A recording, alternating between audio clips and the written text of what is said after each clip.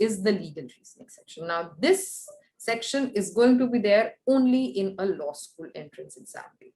The other sections might be there in a lot of aptitude-based papers, which you write after your class 12th, which you write after your graduation. But the legal reasoning section is there only and only when you talk about the law school paper, right? So legal reasoning is they're trying to test your ability to think like a lawyer, right? So they aren't going to give you a certain question which has a law point given to you, which is known as a principle, and there would be a certain fact situation given to you. You apply both of them and you have to arrive at an answer, right? So you have to basically think like a lawyer. A client coming to you, you know the law in your mind, and then you give him a solution based on the law of the land, right? So that's your legal reasoning section. All these sections combine 150 marks for the entire CLAT paper, which has to be solved in 2 hours. One of the most important skills, that's why when you look at the entire CLAT paper, is the fact that you really need to have the need for speed in reading. That's why at the moment anybody thinks of preparing for the CLAT paper, one of the first things I tell them is start reading the newspaper. That's going to hold you, that's going to help you and hold your hand all throughout your preparation for the paper. It'll help you in your GK, it'll help you in your legal section, it'll help you in your English section. It's going to help you everywhere all throughout if you start reading the newspaper right now.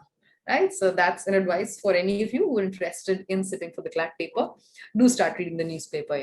That's something which is really, really important.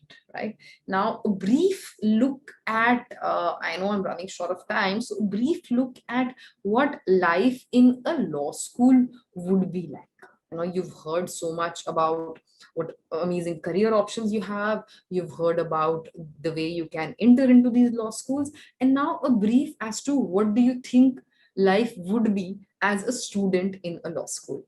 Now, I know everybody has these various pictures in their mind, all of them, some of them, one of them might be what you think your life in a law school would be. Well, I think barring the second picture, most of it is in and out kind of true.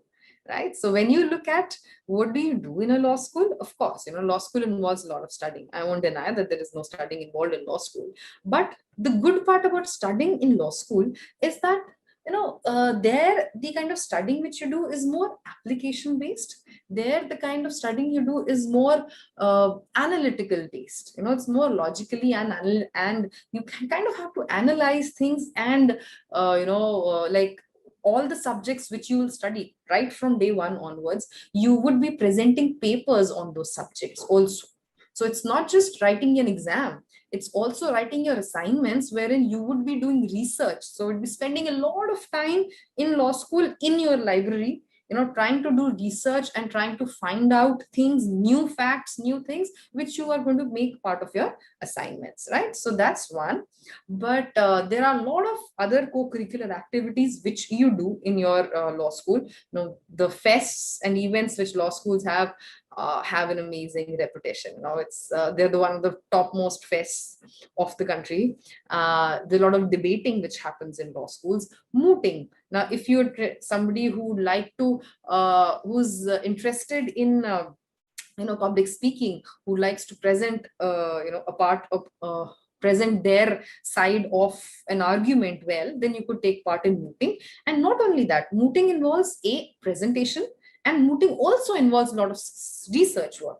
So you always have, in a mooting team, there's always a guy who's amazing at research, and there would be another person who would be amazing at presenting that research across. So it depends upon which side you want to be in. You could be the researcher or you could be the mooter. And the mooting is a kind of activity in law school which actually takes you places. So I think because of pandemic, the NLU students are not really happy, because every mooter knew that one moot court, at least in every 2 or 3 years, would take them somewhere outside. It might take them to somewhere in the US, or it might take them somewhere in the European nation, somewhere or the other. There's a lot of mooting, international mooting, which is in vogue in national.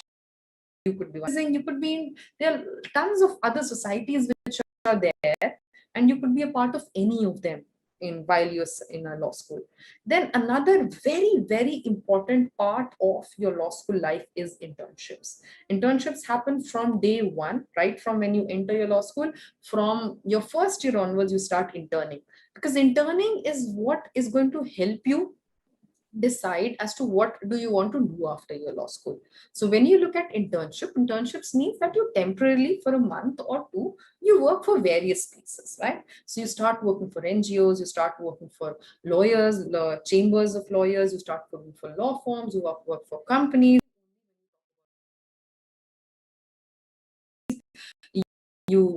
class. So there are various places in which you can intern all over your 5 years, and then at the end of 5 years you make up your mind as to, okay, this is what I want to pursue, right? So it's not that right now when you're thinking of doing law and you're kind of confused as to, okay, whether I want to get into judiciary, or I want to practice, or I want to get into a corporate world. You do not have to make that choice right now.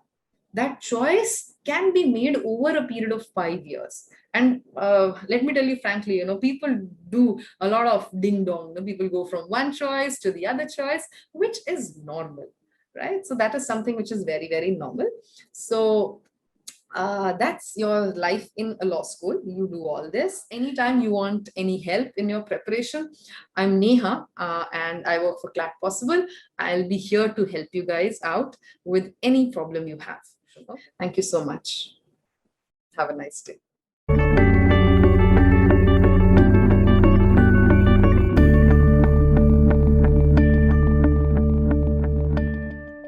Hello everyone, welcome to the Martiniere Careers Fair 2021. This session is on law, and our eminent expert for this session is Mr. Akash Prasad, an eminent lawyer.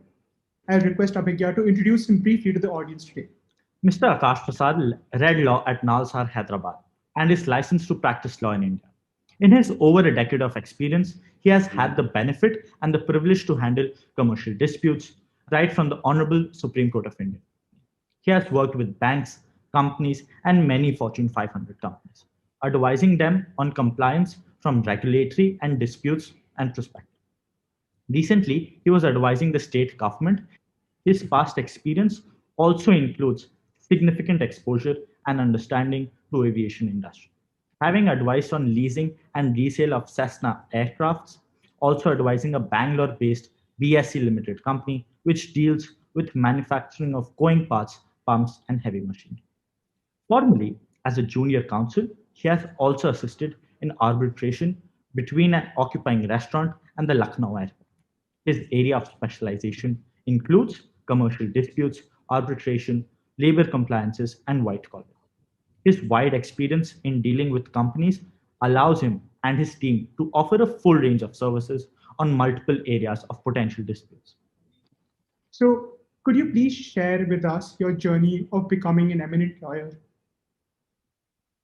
So my first disclaimer would be that I'm not an eminent lawyer, but that's the aspiration.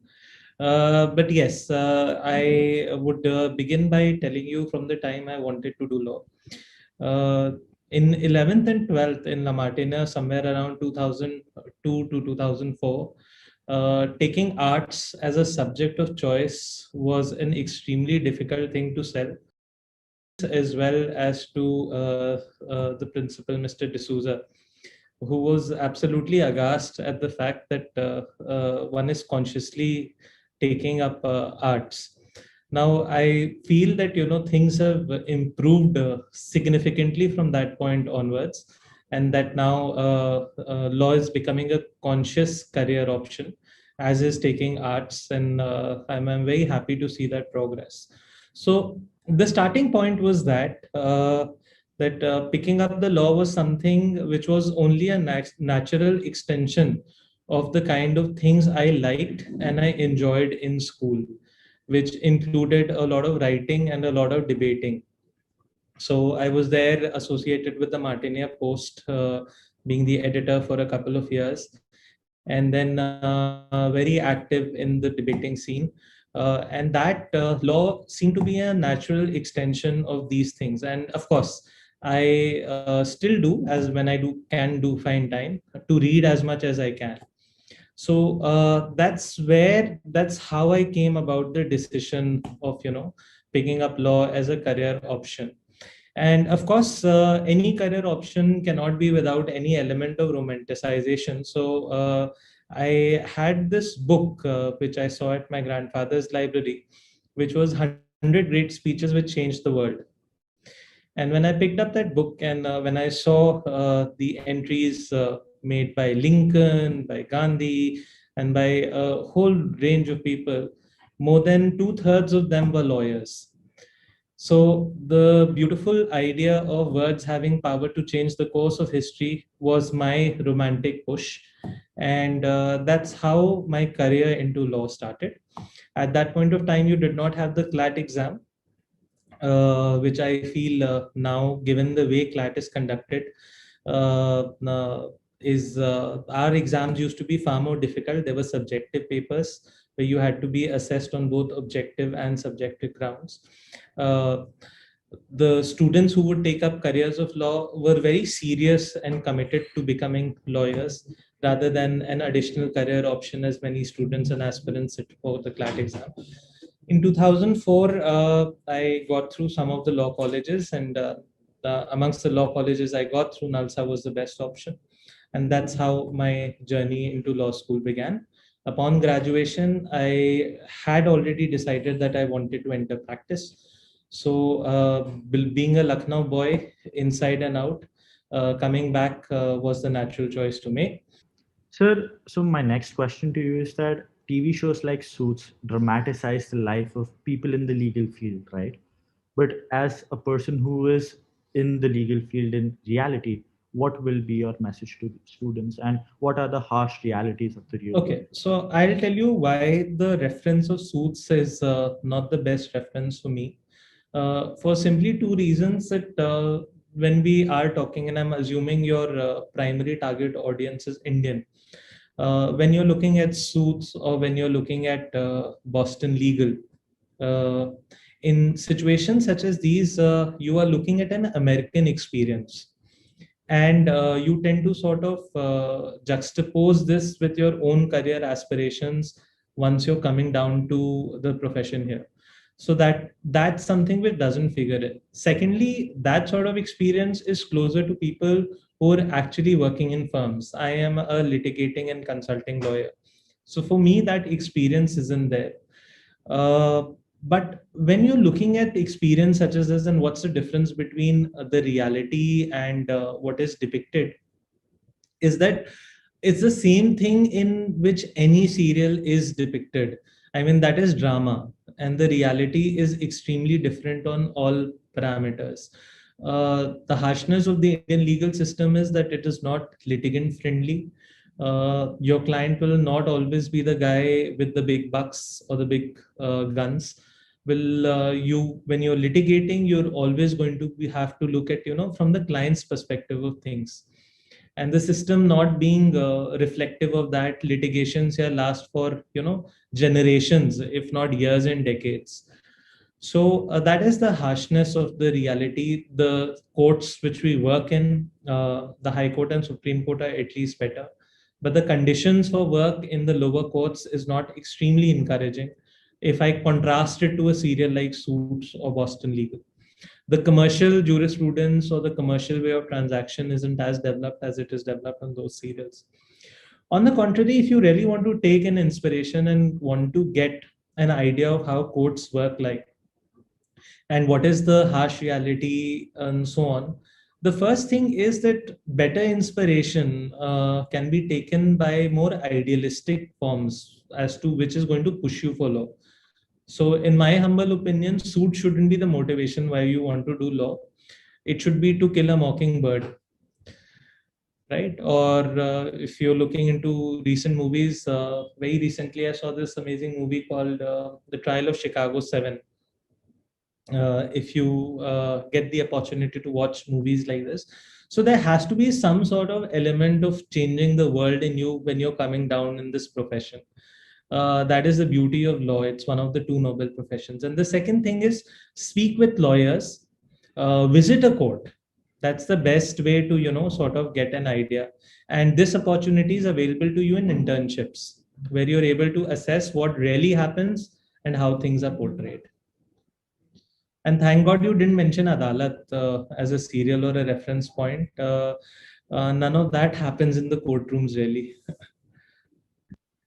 Thank you so much sir, for your response. So my next question to you is, so unlike chartered accountancy or company secretaryships, obtaining an LLP degree is relatively easy. And perhaps therefore, we have a huge quantity of lawyers in the present. But there are a very few quality or qualitative lawyers. So what is your take on this particular fact? Okay, I wouldn't say that the idea of getting a legal degree is easier as compared to other degrees, because there are three things which you're looking at the legal degree, and the most important of that is where you're looking to get your degree from, right?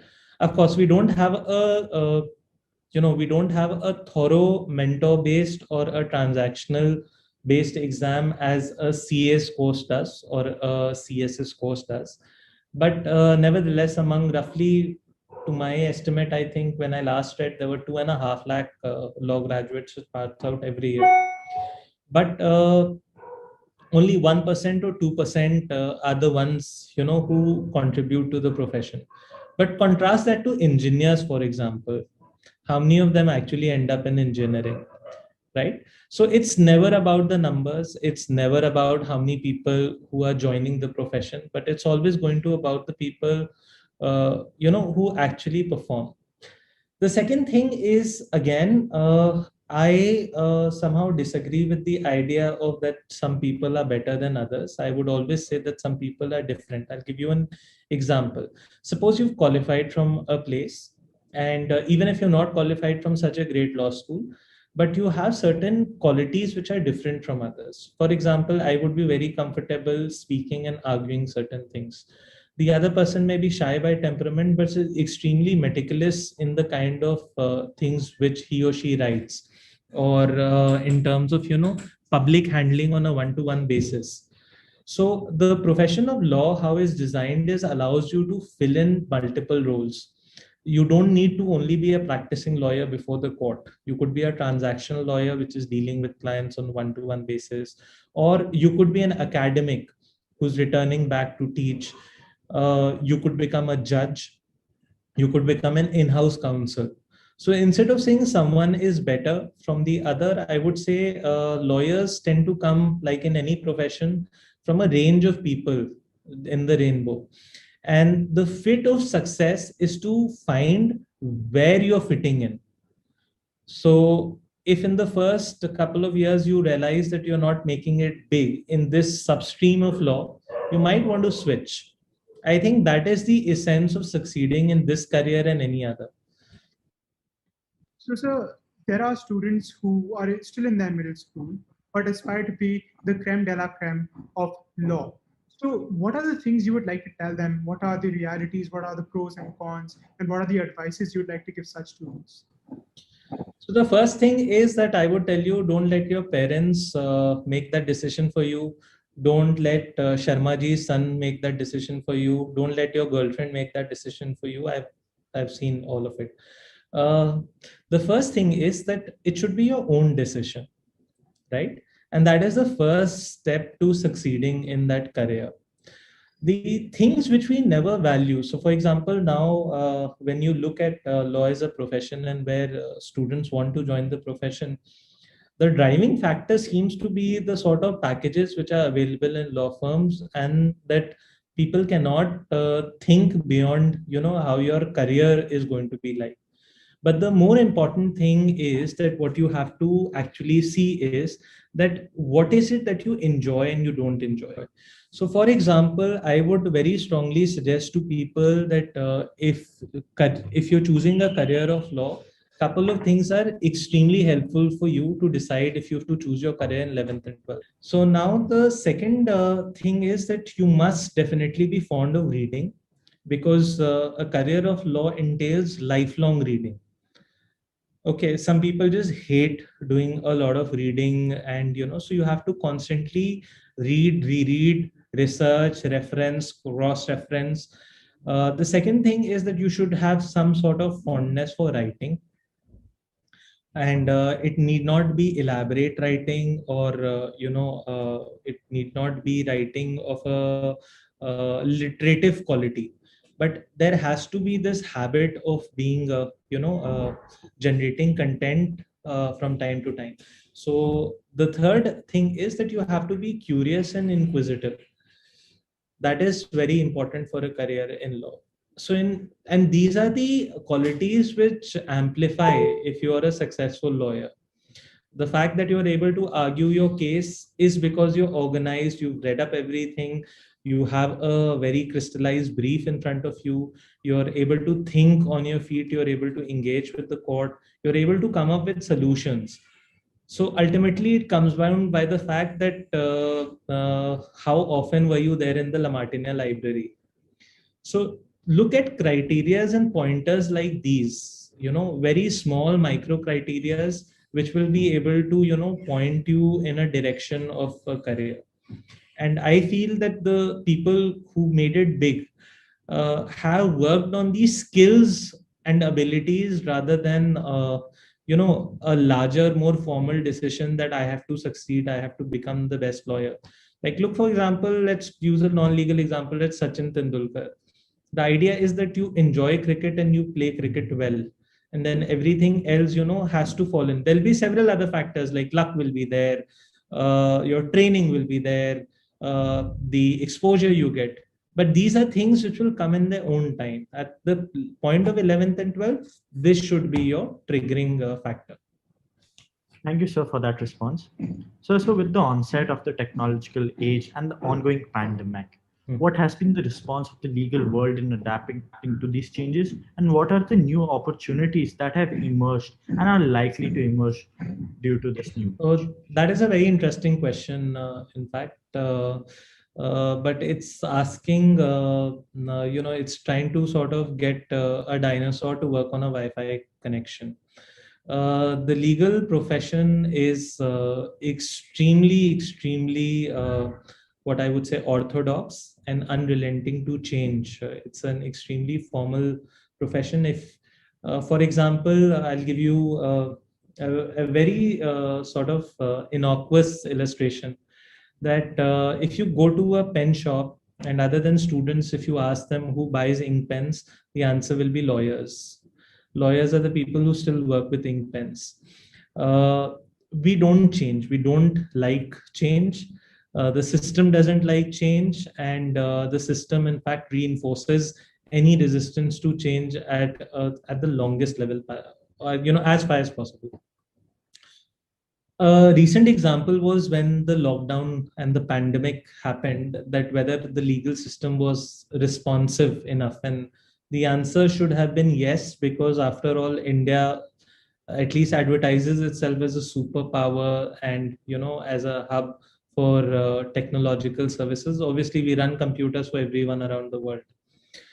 But it was a pandemonium. The system could not respond or make changes to it.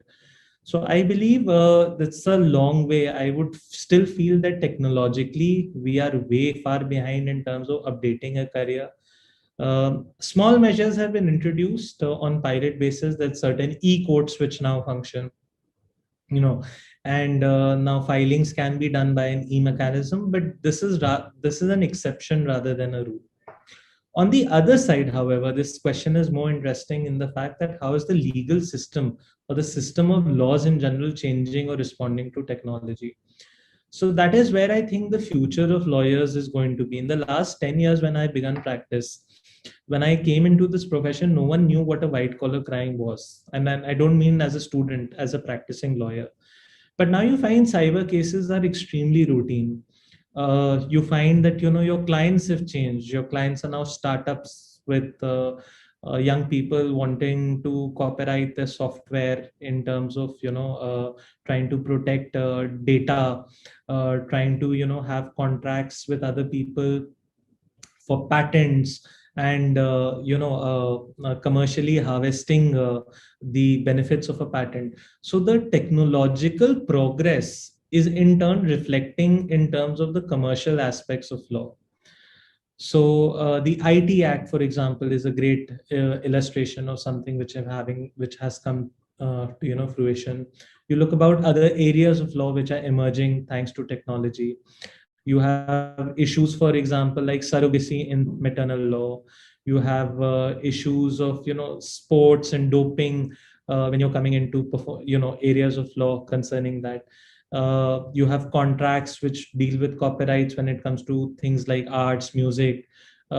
This entire debate about privacy and Aadhaar and all of that. So yes, the technology is definitely impacting the law, but the legal system, as a result, I feel is still a long way off from harvesting the fruits of technology to improve its performance. So, sir, as you mentioned in one of the previous answers, that law is a multi-dimensional field with a lot of places to practice and with a lot of fields to practice in, subfields to practice in. What would your advice be to the students in helping them find their niche in law? I think that is something the students will have to do themselves, because finding your own niche and your own station is an extremely personal choice. It's almost like religion, right? And to It's a combination of several factors, and it's a question you shouldn't be concerning yourself at this stage, at least.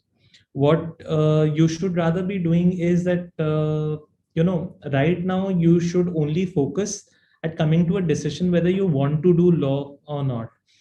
And then let's just assume for the sake of discussion that you've taken that decision. You're in your fourth year and fifth year. As a fourth year or fifth year law student, you have to make that choice. Once you're making that, it'll be a combination of several things. You would have studied a range of subjects. Which are the subjects you enjoy most? It'll be a more practical consideration where openings in which sector are there at that particular point of time. It would also depend in which city do you want to be in. So for example, if you want to do hardcore commercial practice, you would be drawn towards Bombay. If you're looking at constitutional law practice, etc., you would be drawn towards Delhi. If you're looking at general practice like I was, you would be comfortable coming back home to Lucknow. If you're going to, you have certain issues about family life, you have economic constraints, and which are important factors in choosing a career. Then you'll also be looking at the profile at which you're working.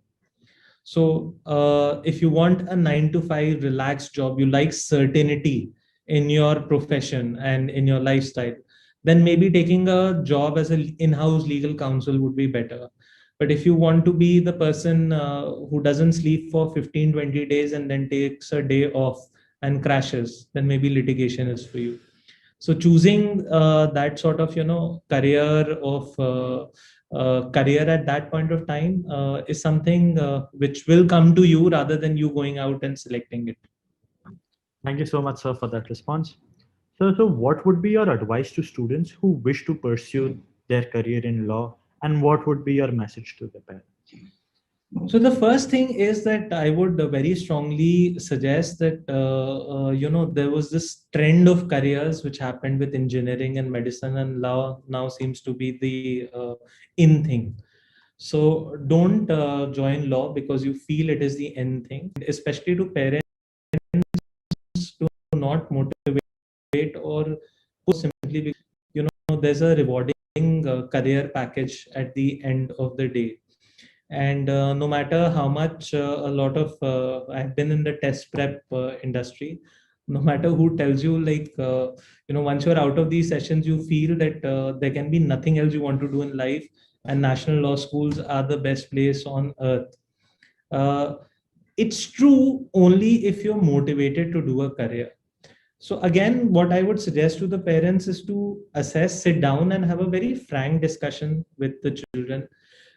Look at your mark sheets. The purpose of marks is not to, in fact, come to a judgment, but is to assess an aptitude. So see the things which you're good at. All right. And look at the skills which you are good at.